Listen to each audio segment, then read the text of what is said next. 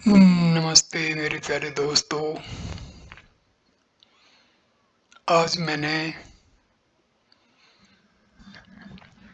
हरियाणा के एक महान संत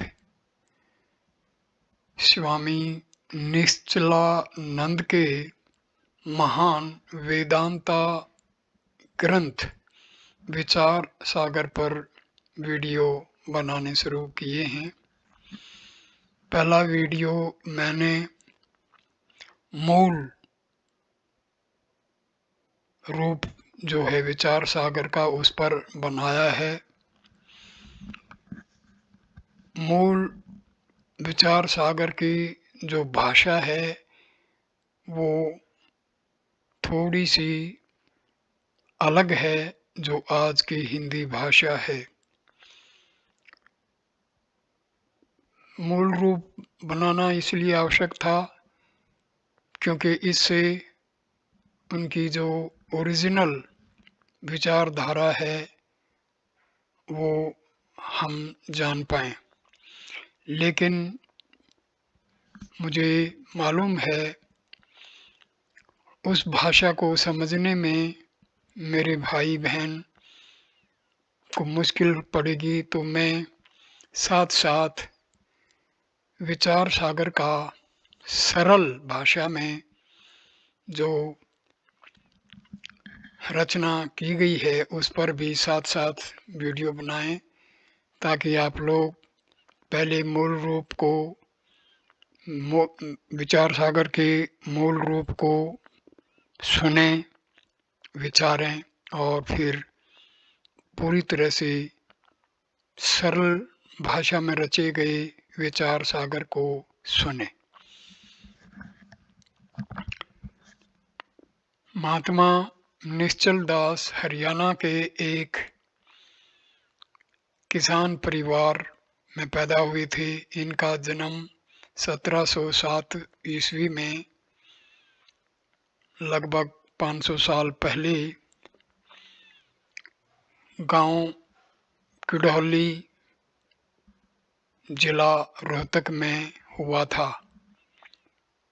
ये शुरू से ही अध्यात्म में आध्यात्मिक प्रवृत्ति के थे। इन्होंने काशी में जाकर के संस्कृत की पढ़ाई की, वेदांत का अध्ययन किया। इनके बारे में मैंने वीडियो अलग से बना रखे हैं, वो आप मेरे चैनल पर देख सकते हैं। तो हम शुरू करते हैं सरल भाषा के विचार सागर का वीडियो पहला। श्री गणेशाय नमः। ग्रंथ विचार सागर दोहा। जो सुख नित्य प्रकाश विभु, नाम रूप आधार, मति ने लखै जही, मति लखै सो में शुद्ध अपार। टिप्पणी। टिप्पणी का मतलब होता है कमेंट्री। ग्रंथ के आदि में मंगलाचरण करने की पुरानी रीति है और वह मंगलाचरण नमस्कार, आशीर्वाद और वस्तु निर्देश कथन रूप भेद से 3 प्रकार का होता है। यह निर्गुणात्मक स्वरूप वस्तु का निर्देश रूप मंगल है।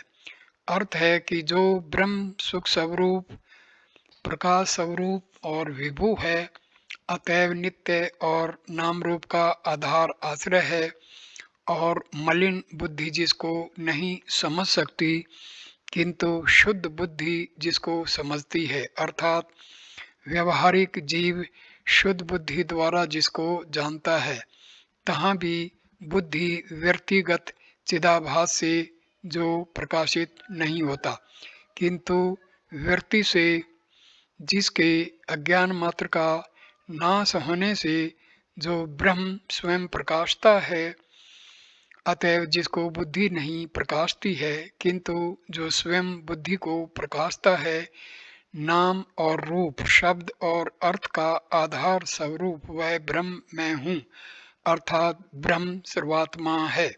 इस कथन से अहम ब्रह्मात्मा अस्मि इस श्रुति का अर्थ कहा गया है। इस दोहा द्वारा जिस वेदार्थ की प्रतिज्ञा की गई है उसी अर्थ का प्रधान रूप से विचार रूप विचार सागर ग्रंथ है।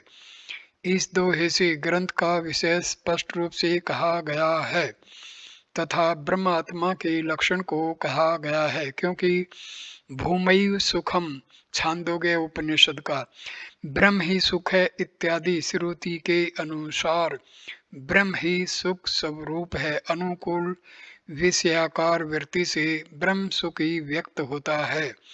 तहाँ वृत्ति की अनित्यता सुख में ब्रह्म स्वरूप में भ्रम से भासती है और एक अद्वैत ब्रह्म ही नित्य है और ब्रह्म के अधीन सूर्यादि के प्रकाशने से वस्तुतः ब्रह्म ही प्रकाश स्वरूप है और त्रिविध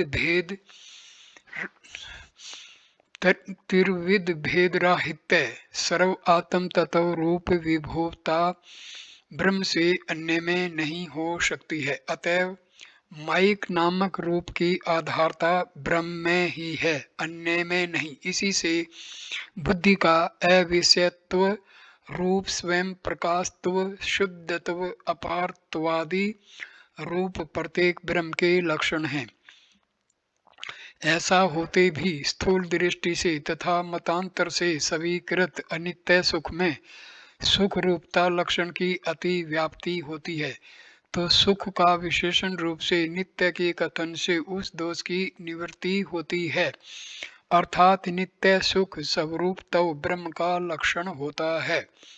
मतांतर में आकाश आदि को नित्य मानने से केवल नित्यत्व ब्रह्म का लक्षण नहीं हो सकता, तब नित्य प्रकाश तो लक्षण हो सकता है, क्योंकि नित्य आकाश आदि प्रकाश स्वरूप नहीं माने गए हैं। मतांतर में सूर्यादि को स्वतः प्रकाश स्वरूप मानने से प्रकाश तो ब्रह्म का लक्षण नहीं बन सकने पर विभु प्रकाश तो लक्षण बन सकता है, क्योंकि सूर्यादि विभु प्रकाश नहीं है और आकाश कालादि को विभु मानने पर विभु तो ब्रह्म का लक्षण नहीं हो सकता। हो तो नाम रूपाधारत्वे सती विभुत्व लक्षण हो सकता है, क्योंकि आकाश आदि को नित्य मानने वाले उन्हें नाम रूप का आधार अधिष्ठान नहीं मानते हैं और भ्रम से भाषित सर्प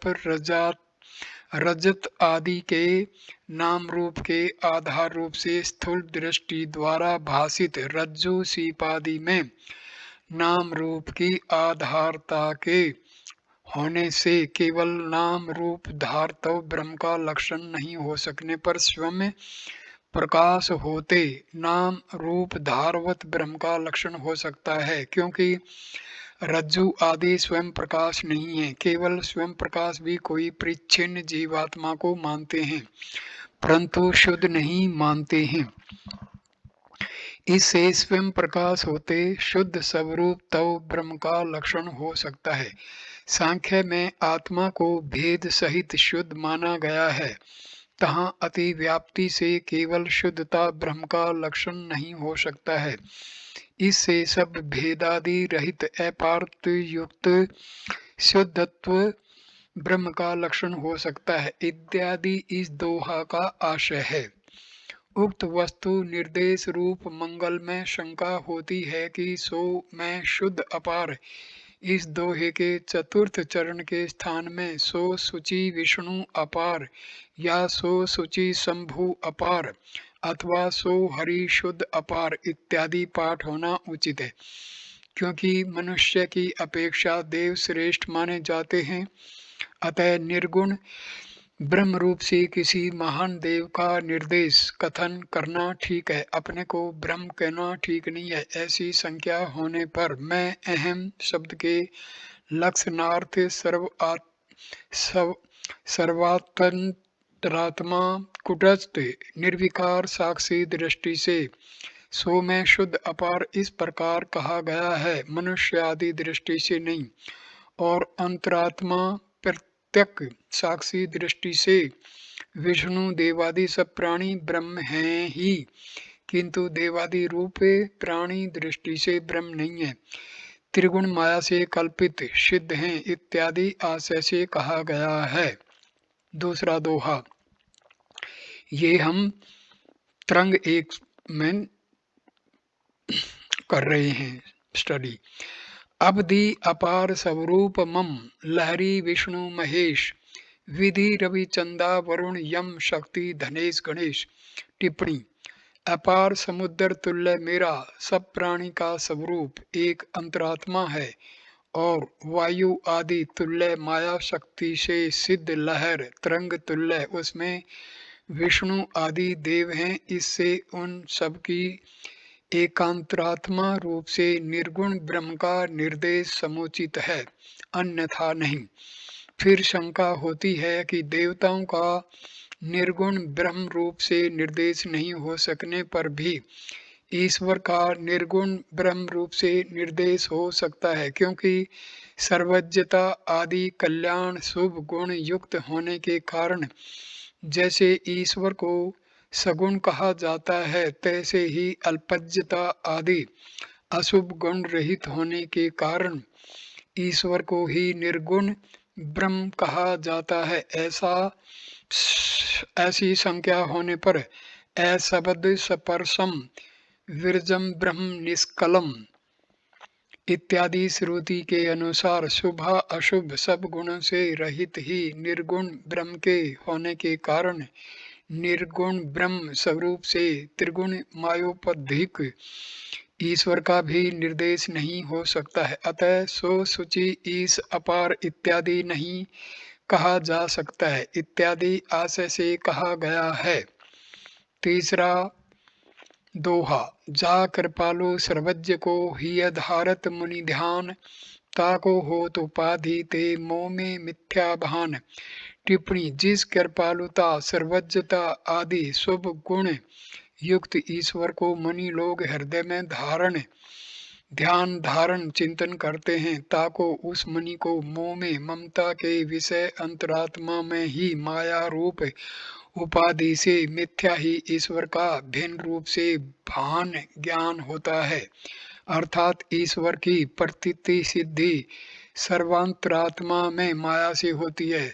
सवेतास्त्वर श्रुति में माई को महेश्वर कहा गया है। अतः सर्वथा निर्गुण ब्रह्म रूप से सगुण ईश्वर का निर्देश नहीं हो सकता है। सगुण वस्तु निर्गुण वस्तु की अपेक्षा मिथ्या असत्य है। अपने कार्यों की अपेक्षा भले ही सत्य भी कहा जाता है। इसी से श्रुति में निर्गुण को सत्यों का सत्य कहा गया है। सो सबका अंतर आत्मा है। ब्रह्म स्वरूप उस शुद्ध सर्वांतरात्मा के अपरोक्ष ज्ञान बिना ही व्यवहारिक जीव के जन्म मरण आदि रूप संसार होते हैं और उसके ज्ञान से अज्ञान मोह कामादि की निवृत्ति पूर्वक भावी संसार को निवृत्ति मुक्ति होती है। अतः उस सर्वंतरात्मा निर्गुण ब्रह्म के विचार आदि पूर्वक अपरोक्ष ज्ञान के लिए विचार सागर कर्तव्य है इत्यादि आशय से कहा गया है कि चौथा दोहा, हवे जिहि जाने बिनु जगत मन हो जेवरी सांप, नसई भुजग जग जिहि लहै सो हम आपे आप। टिप्पणी, रस्सी को विशेष रूप से जाने बिना जैसे वह जेवरी रस्सी ही मन हो मानो सांप हो जाती है, तैसे ही जिस ब्रह्म स्वरूप अंतरात्मा को जाने बिना आत्मा में मानो जन्मादि संसार होता है और जैसे रस्सी को विशेष रूप से प्रत्यक्ष समझने पर मानो सांप नष्ट होता है, तैसे जिसके ज्ञान से जगत नष्ट होता है सो ब्रह्म स्वरूप आत्मा में श्रुतिगत अहम शब्द का आपे आप लक्ष्यार्थ स्वरूप हूँ, अर्थात व्यवहारिक अपने स्वरूप में अंतरात्मा स्वरूप से और सब भेद से रहित हूँ, सर्वथा स्वतंत्र हूँ, अर्थात ब्रह्मा भिन्न सर्वात्मा एक अद्वैत होने से सब भेदों से रहित हूँ और व्यावहारिक स्वरूप में मंगल ग्रंथ आदि की कृत्रिमता भी है। इससे यह कहना नहीं बन सकता कि ब्रह्म स्वरूप तुम में मंगलादि कृत्रित्व नहीं बन सकता इत्यादि।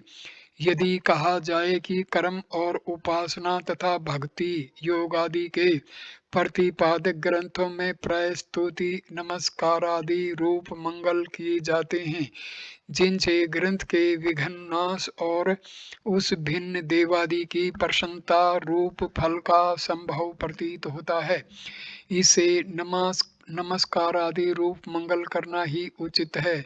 तो सो कहना ठीक नहीं है, क्योंकि उपास्योपासक भाव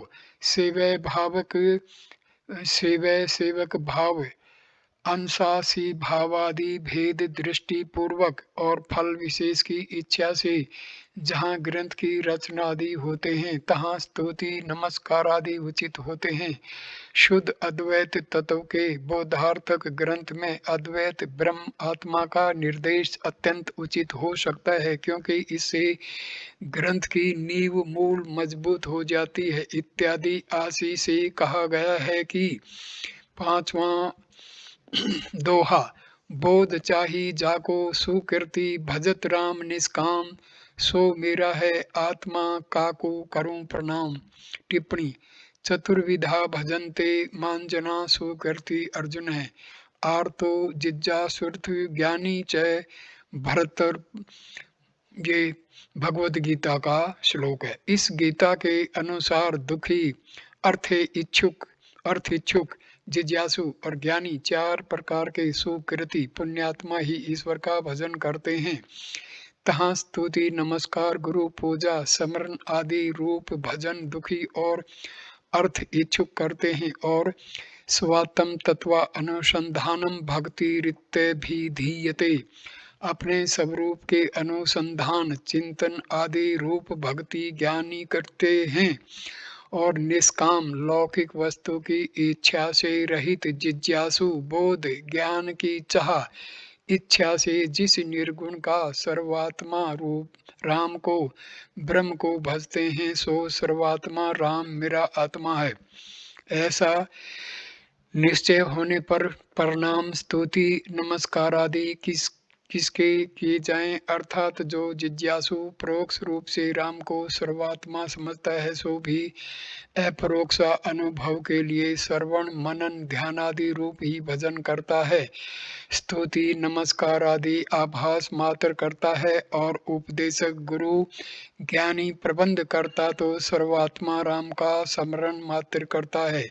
अन्य क्रिया उसकी आभास मात्र होती है। इससे यहाँ वस्तु निर्देशात्मक मंगल अति समुचित है, अन्य नहीं। छठा और सातवां दोहा भरियो वेद सिद्धांत जल जामे अति गंभीर अस विचार सागर कहूँ पेखी मुदित विधीर। सातवां सूत्र भाष्य वार्तिक प्रभृति ग्रंथ बहुत सुखानी तथापि मैं भाषा करूं लखी मति मंद अजानी। ब्रह्म सूत्र सांकर भाष्य सुरेश्वर वार्तिक प्रभृति आदि वेदांत के ग्रंथ यद्यपि सुरवानी देव भाषा संस्कृत में बहुत हैं, जिनमें वेद सिद्धांत का पूर्ण रीति से प्रतिपादन है। इससे विचार सागर का कथन रचना व्यर्थ प्रतीत होता है, तथापि जिनकी बुद्धि मंद है ऐसे अज्ञानियों को देखकर उनके लिए भाषा ग्रंथ की रचना करता हूँ, क्योंकि संस्कृत ग्रंथों के विचारने में असमर्थ उन लोगों को संस्कृत ग्रंथों से बोध ज्ञान नहीं हो सकता है, और भाषा ग्रंथ से उन्हें भी ज्ञान हो सकता है। अतः भाषा ग्रंथ का आरंभ सफल है, निष्फल नहीं। आठवां दोहा कवि जन कृत भाषा बहुत ग्रंथ जगत विख्यात बिनु विचार सागर लखे नहीं संदेह न सात। यद्यपि कवियों से रचित बहुत भाषा ग्रंथ भी जगत में प्रसिद्ध हैं, तथापि विचार सागर को देखे बिना आत्म वस्तु विषयक संशय नष्ट नहीं होता है।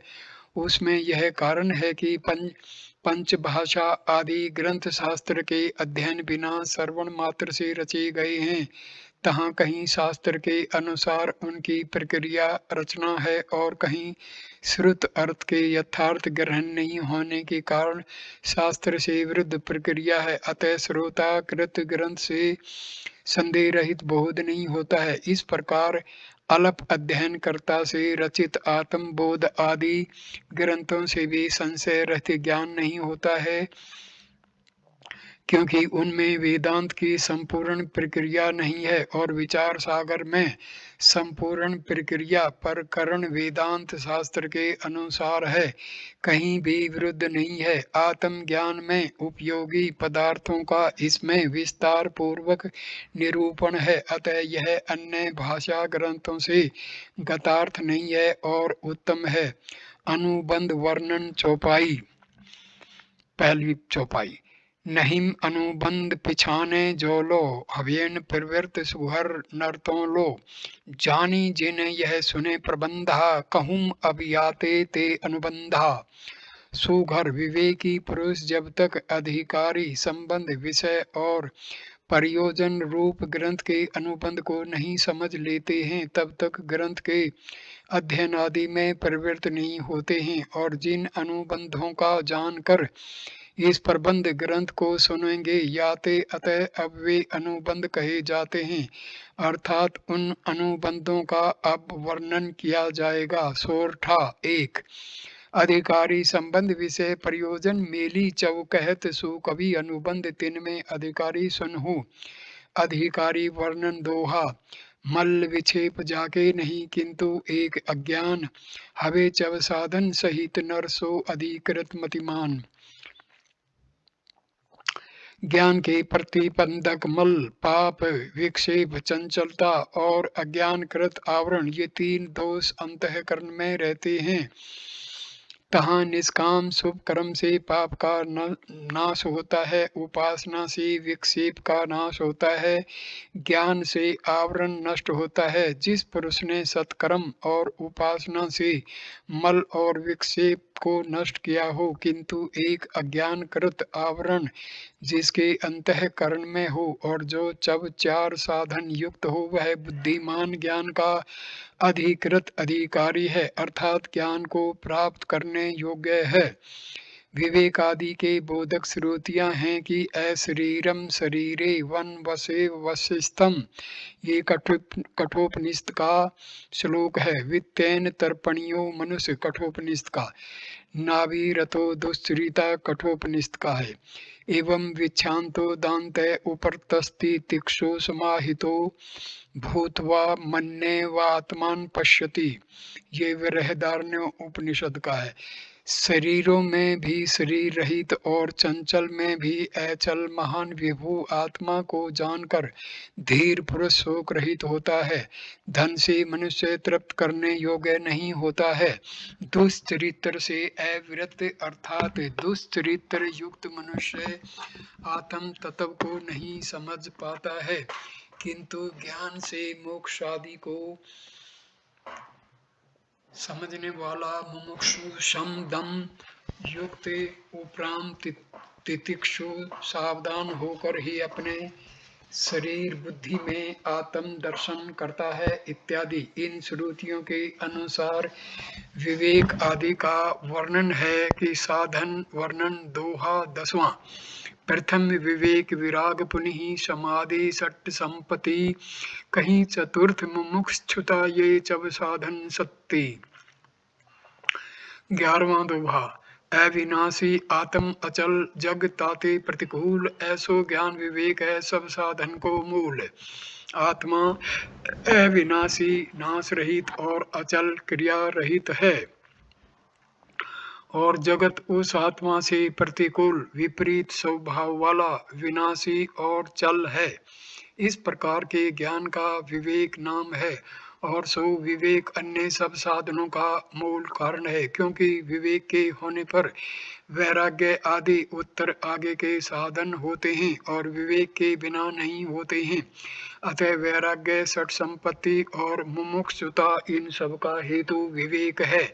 सत्कर्म आदि से शुद्ध अंतःकरण में उत्पन्न हुआ दृढ़ विवेक तो वैराग्य आदि का हेतु होता है, और सामान्य विवेक देह और आत्मा की पृथकता का परोक्ष ज्ञान तथा धर्मादि के पृथकताओं का ज्ञान भी पारलौकिक तथा निष्काम धर्मादि के अनुष्ठान का हेतु होता है। अतः विवेक सर्व साधनों का मूल होता है, अतः उसे प्रथम कहा गया है। और विराग आदि के बाद उत्कट मुमुक्षुता ज्ञान के साधन रूप होता है। सामान्य मुमुक्षुता तो प्राय सबको होती है। 12, 13, 14, 15 दोहा। ब्रह्मलोक लो भोग जो चहे सबन को त्याग, वेद अर्थ ज्ञाता मुनि कहत ताहि वैराग। 13वां। समदम श्रद्धा तीसरी समाधान उपराम, छठी तितिक्षा जानिए भिन्न भिन्न ये नाम। 14वां। मन विषयन ते रोकनो समति ही कहत सुधीर, इंद्रिय गण को रोकनो दम भागत बुद्धवीर। 15वां दोहा। सत्य वेद गुरु वाक्य है, श्रद्धा असविश्वास, समाधान ताको कहत मन विक्षेप को नाश। सर्वोत्तम ब्रह्म लोक पर्यंत देवादि के भोगों को, अन्य सब भोगों को त्यागने ही की जो इच्छा होती है, और उन दृष्ट श्रुतादि भोग लोकादि विषयक इच्छा के अभाव से जो राग प्रेम नहीं होता, उस राग के अभाव को वैराग्य कहते हैं।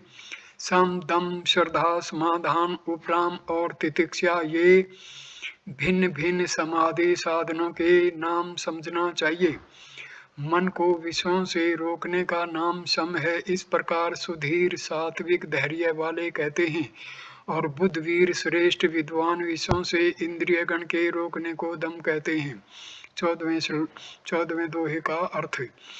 वेद और गुरु का वाक्य सत्य है, ऐसे विश्वास को श्रद्धा कहते हैं। 15वां दोहा। और मन की चंचलता के नाश निवृत्ति को समाधान कहते हैं। चौपाई दूसरी। साधन सहित कर्म सब त्यागे, लखी विषय सम विषयन ते भागे, दृढ़ नारी लखी हवि जीवे गिलान, यह लक्षण उपराम बखाना। 16वां चुपा। आतप शीत क्षुधा तरसा इनको सहन स्वभाव, ताहि तितिक्षा कहते हैं कोविद मुनिवर राव। 17वां चौपाई। समाधि सठ संपत्ति को भागत साधन एक, इमी नव नहीं साधन भने किंतु चारी विवेक। नित्य योग द्वारा मन प्राण और इंद्रियों की प्रवृत्ति के निरोध को सात्विक धैर्य कहते हैं। भगवत गीता 18वें श्लोक का 18वें अध्याय का 33वां श्लोक।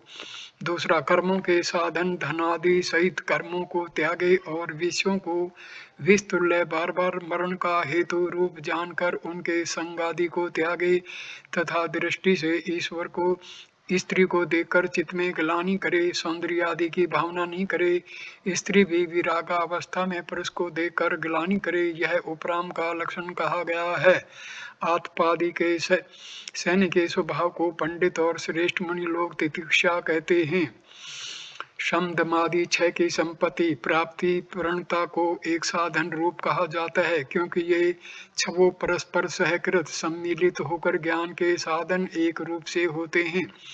अतः सम आदि समाधि छह और विवेक वैराग्य तथा मुमुक्षुता मिलाकर नौ साधन नहीं कहे जाते हैं, किंतु सह विवेक विवेक की जन चार साधन कहे हैं। 18वां दोहा। ब्रह्म प्राप्ति अरुबंध की हानि मोक्ष को रूप, ताकि चाह मुमुक्षुता भागत मुनिवर भूप। नित्यानंद स्वरूप ब्रह्म की प्राप्ति प्रत्यगात्म रूप से अनुभव और बंध जन्मादि बंधन रूप अनर्थों दुखों की निवृत्ति मोक्ष का स्वरूप है। उसकी चाह इच्छा का मुमुक्षुत्व नाम है। इस प्रकार भूप राजा तुल्य मुनिवर कहते हैं। 19वां दोहा। ये जब साधन ज्ञान के श्रवणादिक त्रय मेली, तत्पद त्वम पद अर्थ को शोधन अष्टम भेली। ये विवेक आदि चार और श्रवण मनन निधि ध्यासन ये तीन, और तत्वमसि इस श्रुतिगत तत्पद के अर्थ का और त्वम पद के अर्थ का शोधन विवेचन का रूप अष्टम साधन को मिलाने से 8 साधन ज्ञान के भेल हुए। 20वां दोहा। अंतरंग ये 8 हैं, यज्ञादिक बहिरंग, अंतरंग धारय तजय बहिरंगन को संग।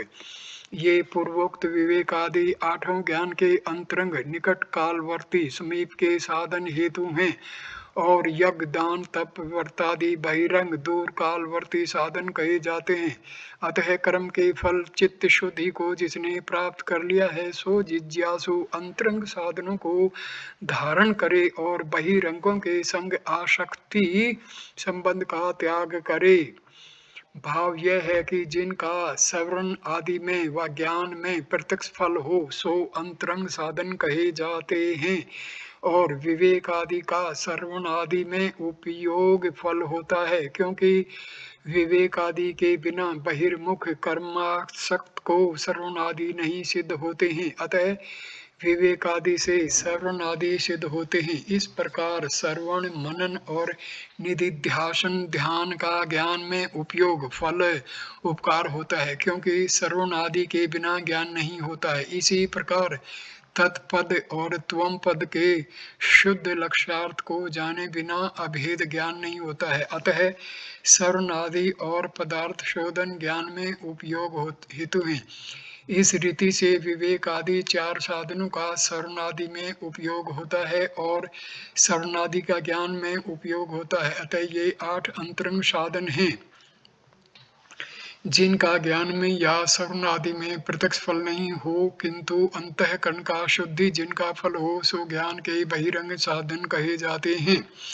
ऐसे में यज्ञ आदि कर्म है। यद्यपि कर्मण्या वदते जंतु, कर्म से प्राणी बंधता है इत्यादि शास्त्र के अनुसार कर्म संसार बंधन का हेतु होता है, उससे अंतःकरण की शुद्धि कहना नहीं बन सकता। तथापि भगवत गीता 4 पाठ 19वां श्लोक इत्यादि शास्त्र के अनुसार निष्काम कर्म अंतःकरण की शुद्धि का हेतु होता है। अतः निष्काम कर्म को अंतःकरण की शुद्धि द्वारा ज्ञान का हेतु कहा जाता है, ज्ञान का बहिरंग साधन कहा जाता है। कर्मों की अपेक्षा विवेक आदि को अंतरंग कहा जाता है। विवेक आदि 8 में भी विवेक आदि 4 की अपेक्षा श्रवण आदि 4 साधन अंतरंग हैं और विचार कर देखा समझा जाए तो ज्ञान के मुख्य अंतरंग साधन तत्वमसि इत्यादि महावाक्य सिद्ध होते हैं, श्रवण आदि भी नहीं, क्योंकि वेदांत तात्पर्य के निश्चय के हेतु उपक्रम उपसंहारादि रूप युक्तियों द्वारा वेदांत वाक्य के तात्पर्य के निश्चय को श्रवण कहते हैं और जीव ब्रह्म के अभेद के साधक और भेद के बाधक युक्तियों द्वारा अद्वितीय ब्रह्म के चिंतन को मनन कहते हैं और अनात्मकार वृत्ति के व्यवधान रहित ब्रह्माकार वृत्ति की स्थिति को निधिध्यासन कहते हैं। निधिध्यासन की परिपक्व अवस्था को ही समाधि कहते हैं। अतः समाधि का निधिध्यासन में अंतर्भाव है, वह प्रत्यक्ष साधन नहीं है और वे श्रवण मनन और निधिध्यासन ज्ञान के साक्षात साधन नहीं है, किंतु असंभावना संशय विपरीत भावना विपर्य भ्रम रूप बुद्धि के दोषों के नाशक श्रवण आदि होते हैं। तहाँ श्रवण से प्रमाण के संशय का नाश होता है और मनन से प्रमेय के संशय का नाश होता है, क्योंकि वेदांत वाक्य अद्वितीय ब्रह्म के प्रतिपादक हैं अथवा अन्य अर्थ के प्रतिपादक हैं। ऐसा जो प्रमाण में संशय होता है सो श्रवण से निवृत्त होता है और जीव ब्रह्म का अभेद सत्य है अथवा भेद सत्य है। इस प्रकार का प्रमेय संशय मनन से निवृत्त होता है और देह आदि सत्य हैं तथा जीव ब्रह्म का भेद सत्य है। ऐसे ज्ञान को विपरीत भावना भ्रम कहते हैं, उसको निधिध्यासन निवृत्त करता है। इस रीति से ज्ञान के प्रतिबंधक असंभावना और विपरीत भावना के नाशक श्रवण आदि तीनों होते हैं। अतः प्रतिबंधक के नाश द्वारा ज्ञान के हेतु कहे जाते हैं, साक्षात हेतु नहीं। ज्ञान के साक्षात साधन स्रोत करण संबंधी वेदांत वाक्य गुरु वाक्य होते हैं, परंतु एवांतर वाक्य और महावाक्य के भेद से वेदांत वाक्य 2 प्रकार के होते हैं। तहाँ परमात्मा या जीव के स्वरूप के बोधक वाक्य को अवान्तर वाक्य कहते हैं और जीव तथा परमात्मा की एकता अभेद बोधक वाक्य को महावाक्य कहते हैं। और परमात्मा के बोधक अवान्तर वाक्य से परमात्मा का परोक्ष ज्ञान होता है, महावाक्य से अपरोक्ष ज्ञान होता है, क्योंकि ब्रह्म है इस ज्ञान को परोक्ष ज्ञान कहते हैं। और मैं हूँ, मैं ब्रह्म हूँ, इन ज्ञानों को अपरोक्ष ज्ञान कहते हैं। तुम ब्रह्म हो, ऐसे गुरु वाक्य के अधिकारी श्रोता के कर्ण से संबंध होते ही मैं ब्रह्म हूँ ऐसा उसको अरोक्ष ज्ञान होता है और वाक्य श्रवण के बिना ज्ञान नहीं होता है। अतः अन्वय व्यतिरेक से श्रुति वाक्य ही ज्ञान का हेतु सिद्ध होता है। तहाँ अवान्तर वाक्य परोक्ष ज्ञान का हेतु होता है, महावाक्य ही अपरोक्ष ज्ञान का हेतु होता है। महावाक्य से परोक्ष ज्ञान नहीं होता है। वेदांत के एक देशी का मत है कि उक्त श्रवण आदि सहित महावाक्य से अपरोक्ष ज्ञान होता है और केवल वाक्य से परोक्ष ज्ञान होता है। अपरोक्ष ज्ञान यदि केवल वाक्य से अपरोक्ष ज्ञान हो तो श्रवण आदि व्यर्थ होंगे। यद्यपि वाक्य से अपरोक्ष ज्ञान होने पर भी श्रवण आदि से असंभावना विपरीत भावना की निवृत्ति होने के कारण श्रवण आदि व्यर्थ नहीं हो सकते। तथापि अपरोक्ष ज्ञात वस्तु विषयक संशय भ्रम के असंभव के कारण महावाक्य से अपरोक्ष ज्ञात अनुभूत ब्रह्मात्मा विषयक संशय और भ्रम नहीं हो सकते हैं। अतः वाक्य मात्र से अपरोक्ष ज्ञान होने पर श्रवण आदि व्यर्थ होंगे और केवल वाक्य से परोक्ष ज्ञान होने पर श्रवण आदि से अपरोक्ष ज्ञान होता है। इस मत में श्रवण आदि व्यर्थ नहीं होते हैं। यह बहुत ग्रंथकारों का मत है, परंतु सो समीचीन ठीक नहीं है, क्योंकि शब्द का यह स्वभाव है कि देश व काल से व्यवहित व्यवधान सहित वस्तु का शब्द से परोक्ष ही ज्ञान होता है। व्यवहित का ज्ञान शब्द से किसी प्रकार भी अपरोक्ष नहीं होता है, जैसे कि सर्वगादिक और इंद्रादि का ज्ञान शास्त्र से परोक्ष ही होता है। और अव्यवहित वस्तु के ज्ञान शब्द से भी परोक्ष और अपरोक्ष दो प्रकार के होते हैं, क्योंकि जहाँ अव्यवहित वस्तु को शब्द अस्ति है इस रूप से बोध कराता है तहाँ उसका परोक्ष ज्ञान होता है। जैसे कि दशम के संशय आदि से युक्त दशम के ही प्रति कहा जाए कि दशम है, तो उसको परोक्ष ही ज्ञान होता है कि कहीं कोई दशम होगा। और जहाँ अव्यवहित का यह है इस प्रकार शब्द से बोध कराया जाता है तहाँ शब्द से उसका अपरोक्ष ही ज्ञान होता है, परोक्ष नहीं। जैसे कि दशम तू है, इस प्रकार कहने पर दशम को दशम का ज्ञान अपरोक्ष ही होता है। इसी प्रकार सबके आत्मा होने के कारण ब्रह्म अत्यंत अव्यवहित है, अस्थि रूप अवान्तर वाक्य से उसका परोक्ष ज्ञान होता है और महावाक्य से अधिकारी को अपरोक्ष ही ज्ञान होता है।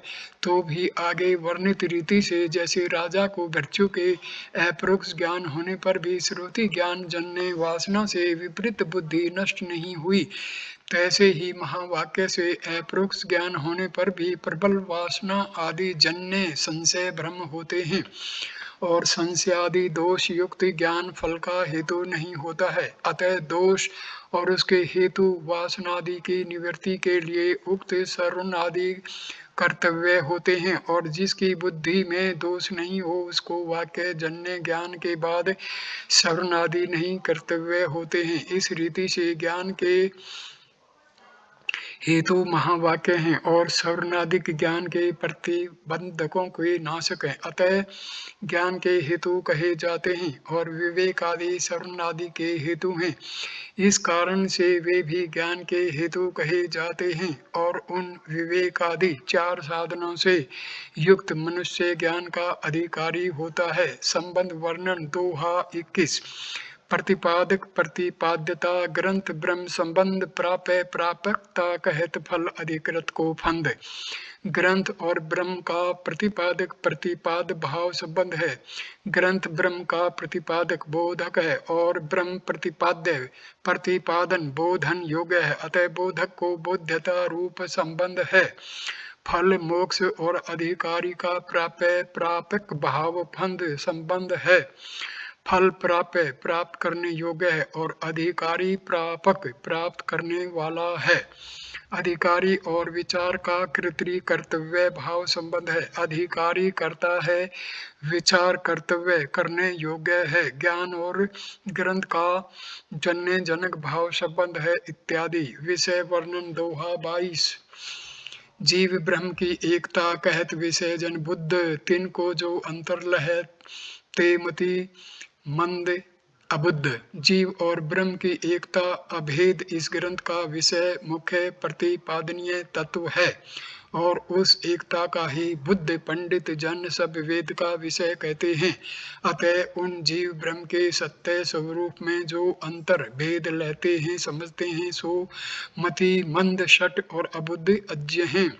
प्रयोजन वर्णन दोहा 23वां। परमानंद स्वरूप की प्राप्ति प्रयोजन जानी, जगत समूल अनर्थ पुनि हवे ताकि अति हानि। अविद्या अज्ञान आदि कारण सहित प्रपंचो संसार जन्मादि रूप दुख का हेतु है, अतः अनर्थ कहा जाता है। उस अनर्थ की निवृत्ति और परमानंद की प्राप्ति को मोक्ष कहते हैं। सो मोक्ष ग्रंथ का मुख्य परम प्रयोजन है और ज्ञान एवांतर प्रयोजन है, क्योंकि जिस विषयक मनुष्य की अभिलाषा हो वह अभिलषित वस्तु परम प्रयोजन और पुरुषार्थ कहा जाता है। तहाँ दुख की निवृत्ति और सुख की प्राप्ति विषयक सब मनुष्य की अभिलाषा होती है और वही मोक्ष का स्वरूप है। अतः मोक्ष परम प्रयोजन फल है, ज्ञान नहीं, क्योंकि मोक्ष के हेतु होते भी मोक्ष स्वरूप ज्ञान नहीं है। अतः ज्ञान एवांतर प्रयोजन है, जिसके द्वारा परम प्रयोजन की प्राप्ति हो उसको एवांतर प्रयोज्य कहते हैं। ऐसा ज्ञान और मोक्ष मुख्य प्रयोजन है। प्रयोजन विषयक शंका समाधान रूप कविता। जीव को स्वरूप अति आनंद कहत वेद, ताकुम सुखम प्राप्ति को असंभव बखानिए। आगे जो अप्राप्त वस्तु ताकि प्राप्ति संभवत, नित्य प्रास वस्तु की तो प्राप्ति किमि मानिए। ये पहली कविता। ऐसी शंका लेस आनी, कीजय न विश्वास हानि। गुरु के प्रसाद ते को तरक भले भानिए, कर को कंकन खोयो ऐसे भ्रम भयो जिहि। ज्ञान ते मिलत इमी प्राप्त जानिए। शंका होती है कि अनर्थ की निवृत्ति और परमानंद की प्राप्ति रूप ग्रंथ का प्रयोजन प्रथम कहा गया है, सो बन नहीं सकता है, क्योंकि सब वेद जीव को परमानंद स्वरूप कहते हैं और उसका अंगीकार किया जाता है। और जो वस्तु प्रथम अप्राप्त हो उसकी प्राप्ति का संभव है। सदा प्राप्त आनंद स्वरूप की प्राप्ति तो किसी प्रकार भी मानी नहीं जा सकती है। उत्तर है कि ऐसी शंका के लेस मात्र को भी अपने हृदय में लाकर ग्रंथ के प्रयोजन विषयक विश्वास की हानि नाश नहीं करना चाहिए, किंतु आत्मविद्या के उपदेशक गुरु के से प्रसाद कृपा से शंका रूप को तर्क को दृष्टांत द्वारा भली रीति से भानना नष्ट करना चाहिए। दृष्टांत यह है कि जैसे किसी के हाथ में कंकन के रहते उसको भ्रम हो जाए कि मेरा कंकन खो गया, नष्ट हो गया, भूल गया, और फिर किसी के कहने आदि से उसे ज्ञान हो कि मेरा कंगन हाथ में ही है, तब वह कहता है कि कंगन मिल गया। तहाँ प्राप्त की ही प्राप्ति कही जाती है। इस प्रकार परमानंद स्वरूप आत्म विषयक अविद्या से भ्रम होता है कि आत्मा परमानंद स्वरूप नहीं है, किंतु आत्म भिन्न ब्रह्म परमानंद स्वरूप है। उस ब्रह्म को उपासना आदि से प्राप्त करके मैं सुखी होऊंगा इत्यादि।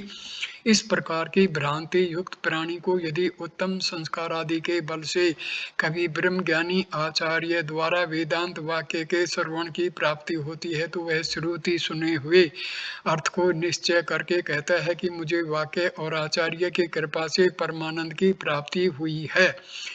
तहाँ यद्यपि आत्मा तो भ्रम काल में भी परमानंद स्वरूप ही रहता है, तथापि अज्ञ को उस परमानंद स्वरूपता की प्रतीति नहीं होती है, अतः अप्राप्त के समान रहता है और आचार्य आदि के द्वारा आनंद रूपता की बुद्धि में प्रतीति ज्ञान होती है, अतः परमानंद की प्राप्ति कही जाती है। और इस प्रकार प्राप्ति बनने से परमानंद की प्राप्ति रूप ग्रंथ का प्रयोजन बनता है। और जैसे प्राप्त की प्राप्ति ग्रंथ का प्रयोजन होता है, तैसे नित्य निवर्ति की निवर्ति में भी प्रयोजन होता है। अर्थात जैसे जेवरी रस्सी में नित्य निवृत्त सर्प की रस्सी ज्ञान से निवर्ति होती है, तैसे ही सत्यात्मा में नित्य निवृत्त संसार की आत्मज्ञान से निवर्ति होती है। अतः नित्य निवृत्त की निवर्ति और नित्य प्राप्त की प्राप्ति ग्रंथ का प्रयोजन फल है। उक्तार्थ में शंका होती है कि अनर्थ की निवृत्ति नाश ध्वंस अभाव रूप से है और परमानंद की प्राप्ति भाव रूप से है, सो एक मोक्ष में भाव और अभाव दोनों स्वरूप होना नहीं बन सकता है, क्योंकि भाव रूपता और अभाव रूपता परस्पर विरोधी, अतः एक काल में एक वस्तु में नहीं रह सकते, इसलिए उक्त ग्रंथ का प्रयोजन नहीं बन सकता है। इस शंका का उत्तर दोहा 24वां। अधिष्ठान ते भिन्न ही जगत निवर्ति बखान, सर्प निवर्ति रज्जु जिमी भय रज्जु को ज्ञान। कारण सहित जगत की निवृत्ति जगत के अधिष्ठान ब्रह्म से भिन्न नहीं है, किंतु ब्रह्म स्वरूप ही है। जैसे कि रज्जु के ज्ञान होने पर ब्रह्म सिद्ध सर्प की निवृत्ति रज्जु रूपी होती है, क्योंकि सब कल्पित की निवृत्ति अधिष्ठान रूप ही होता है। यह भाष्यकार का सिद्धांत है। अतः अनर्थ की निवृत्ति ब्रह्म स्वरूप है और अनर्थ का अधिष्ठान ब्रह्म भाव रूप है, और इस प्रकार एक भाव रूपता से ग्रंथ का प्रयोजन बनता है। यह बात सिद्ध हुई।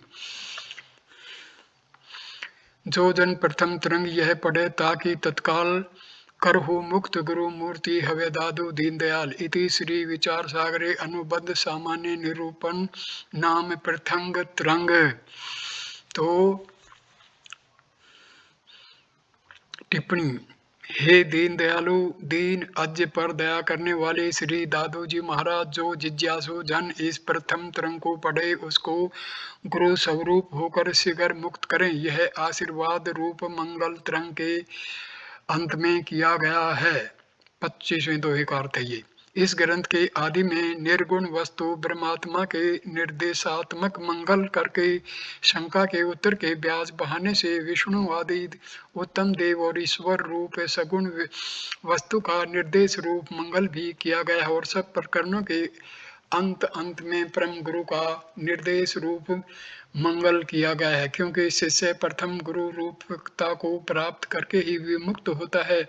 उक्त रीति से यह ग्रंथ आस्तिक्य पूर्ण है। ज्ञान की शुभेच्छा, दूसरा सुविचारना, तीसरा तनुमानसा, चौथा सत्वापत्ति, पांचवा असंशक्ति, छठा पदार्थ भाविनी, और सातवां और तुर्या नामक, आठवां अवस्था वेदांत में मानी जाती है। तहाँ प्रथम त्रम को शुभेच्छा में, द्वितीय को सुविचार में, तृतीय को तनुमानस में, चतुर्थ को सत्वापत्ति में, पंचम को असंशक्ति को साधन में, षष्ठ को स्वपन तुल्य पदार्थ भाव में, और सप्तम को समाधि स्वरूप तुर्यात्मक समझना चाहिए। जागृत आदि की अपेक्षा से सप्तम भूमिका को तुर्या चतुर्थी कही जाती है। वस्तुतः वह तीन अवस्था से पर स्वरूप स्थित मात्र होती है। नाम रूपात्मक सब पदार्थ के तथा जीव के एक प्रतिभाषिक, दूसरा व्यावहारिक, तीसरा परमार्थिक, ये त्रिविध स्वरूप होते हैं। तीन में सोपन भ्रम काल मात्र में प्रतीत होने वाले प्रातिभाषिक कहे जाते हैं, और लोक व्यवहार काल मात्र में प्रतीत होने वाले व्यवहारिक कहे जाते हैं।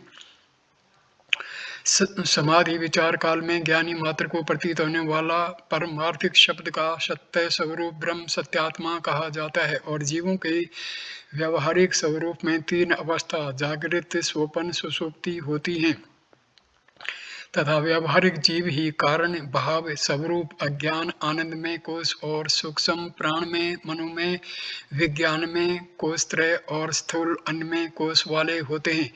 जीवों का परमार्थिक स्वरूप व्यवहारातीत कोश रहित अवस्था, त्रियातीत सर्वसाक्षी मात्र निर्गुण एक तत्व है तो भी जागृत आदि की अपेक्षा से तूर्य चतुर्थ तथा ओंकार संबंधी अ उ में रूपक मात्राओं के अवाच्य होने से अमात्र कहा जाता है। उसके ज्ञान से मोक्ष होता है, अतः उसके ज्ञान के लिए हो सब वेदांत की तथा विचार सागर की प्रवृत्ति हुई है। ओम शम शांति शांति शांति। तो पहला वीडियो हम यहीं पर संपूर्ण कर देते हैं। अगला वीडियो विचार सागर द्वितीय तरंग अनुबंध विशेष निरूपण से शुरू करेंगे। धन्यवाद दोस्तों।